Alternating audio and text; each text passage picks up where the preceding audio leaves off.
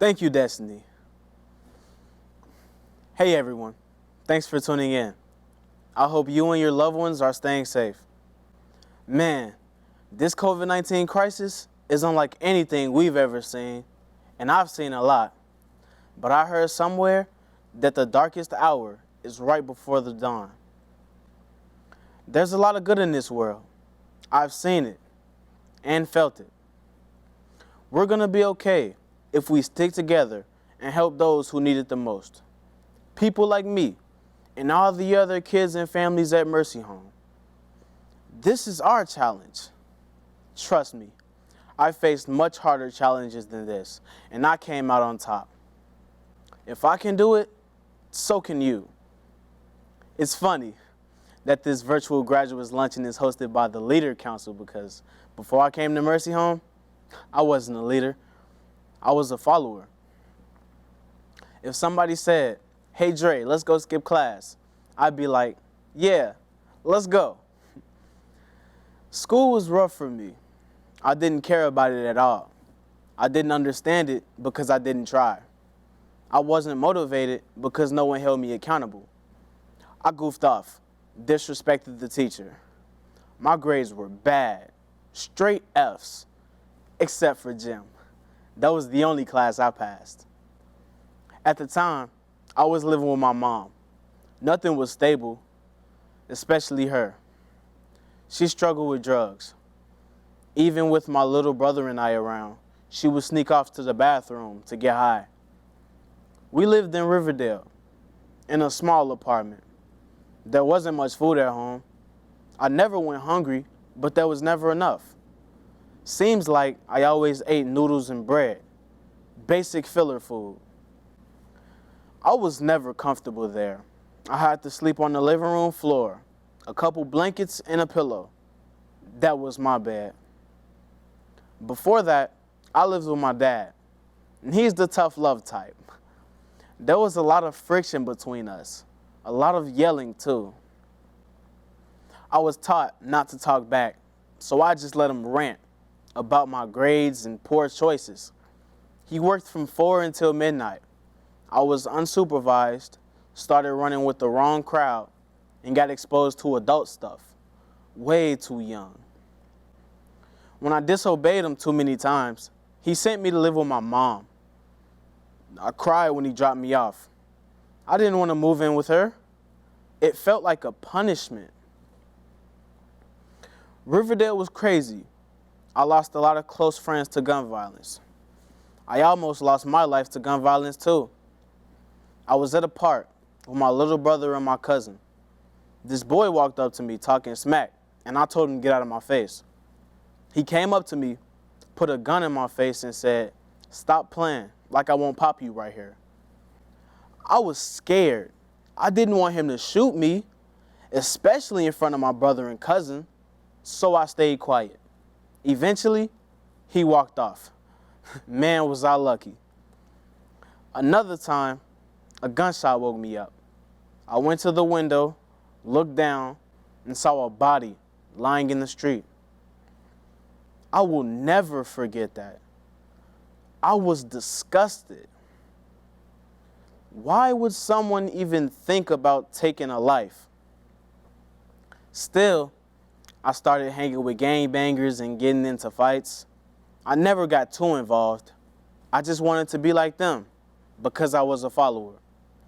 My older brother was in the gang. Our big brothers are cool, so I started following him.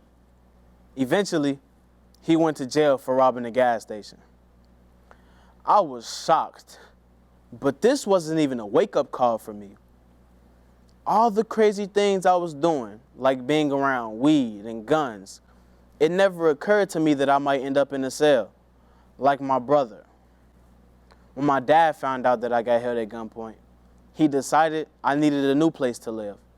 He did some research and found an answer: Mercy Home. When I visited for the first time, I immediately fell in love.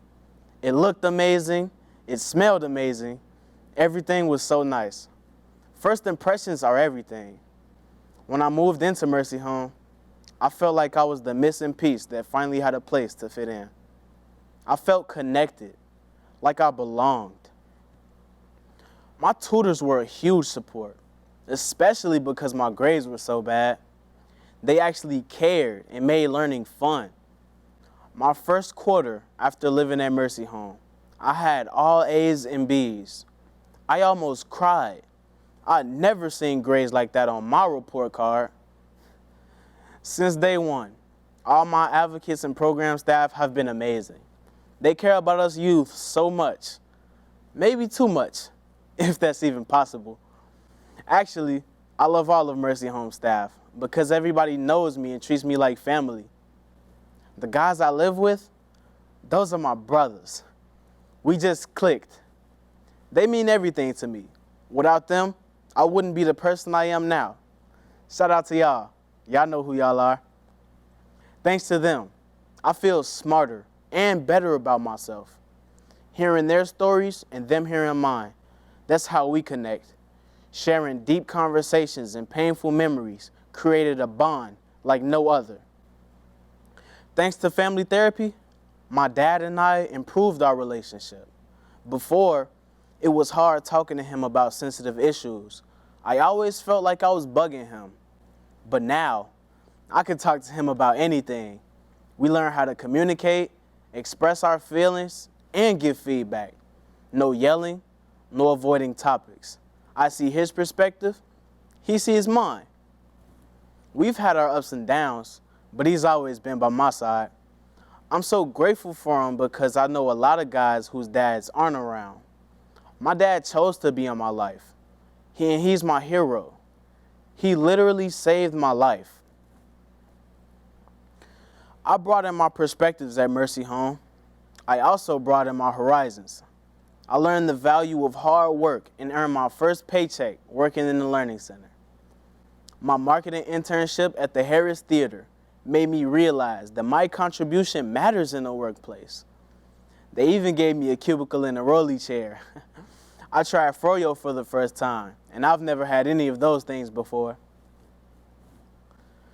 I've always been the kind of guy to help people out, but Mercy Home gave me the outlet to do so, like when I donated an entire paycheck to hurricane relief efforts and made sandwiches for the homeless.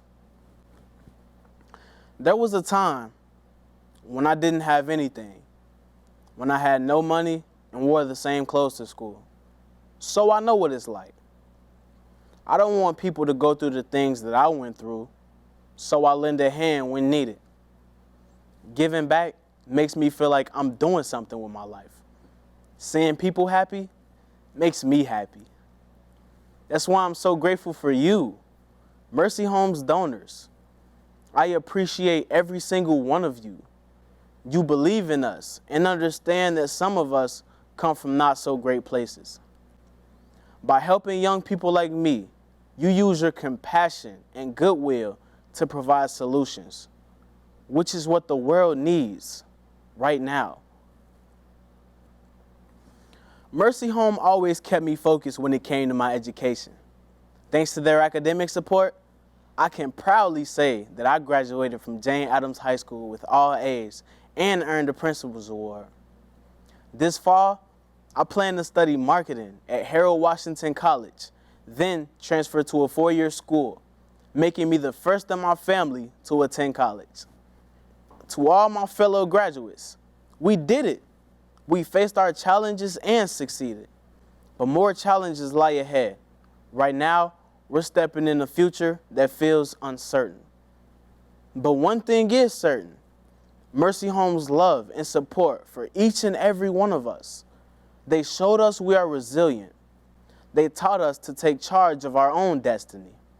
Thanks to Mercy Home, I'm no longer a follower. I am a leader. We are all leaders. Now let's go change the world. Thank you.